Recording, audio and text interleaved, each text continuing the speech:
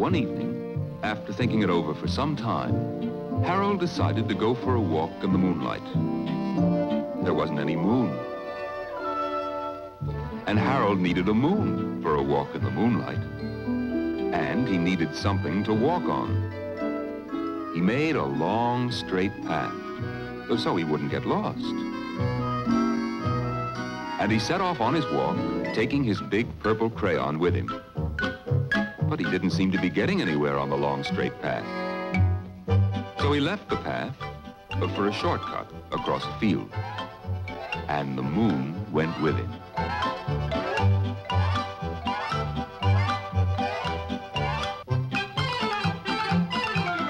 The shortcut led right to where Harold thought a forest ought to be. He didn't want to get lost in the woods. So he made a very small forest with just one tree in it. It turned out to be an apple tree.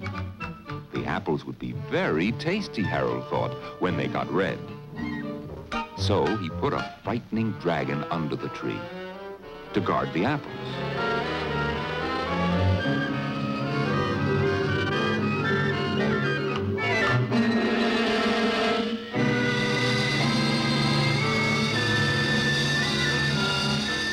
His hand holding the purple crayon shook. Suddenly he realized what was happening. But by then Harold was over his head in an ocean. He came up thinking fast.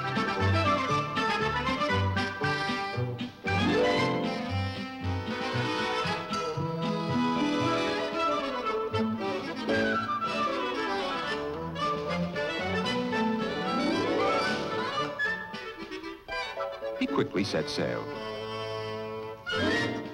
And the moon sailed along with him.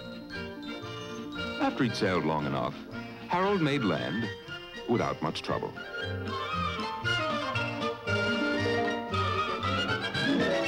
He stepped ashore on the beach, wondering where he was.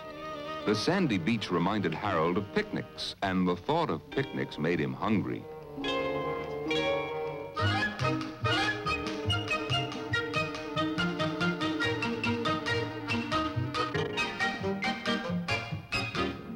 There was nothing but pie. But there were all 9 kinds of pie that Harold liked best.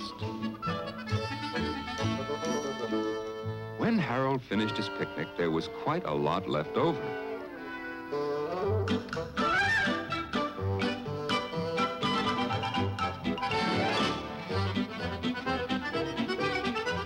So Harold left a very hungry moose and a deserving porcupine to finish it up.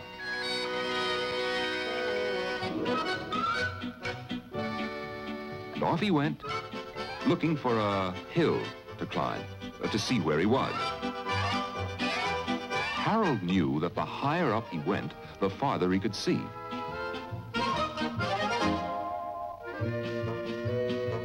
If he went high enough, he thought, he could see the window of his bedroom.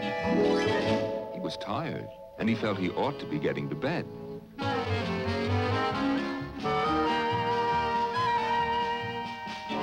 But as he looked down over the other side, he slipped.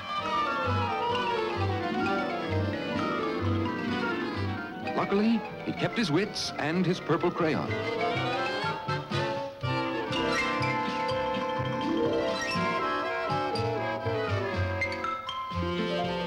He had a fine view from the balloon, but he couldn't see his window.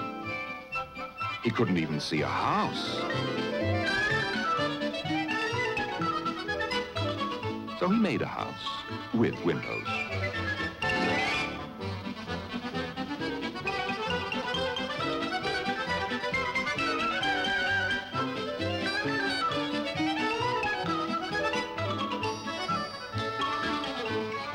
None of the windows was his window.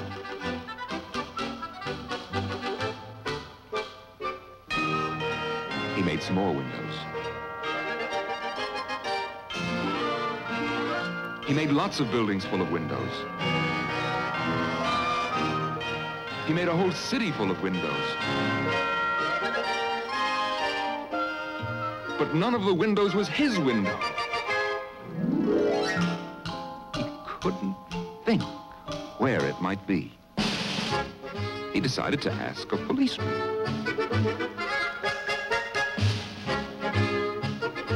The policeman pointed the way Harold was going anyway. And he walked along with the moon, wishing he was in his room and in bed. Then, suddenly, Harold remembered. He remembered where his bedroom window was when there was a moon.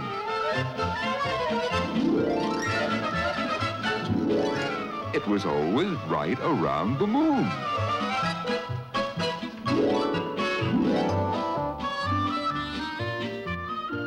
And then Harold made his bed, got in it, and he drew up the covers. And Harold dropped off to sleep.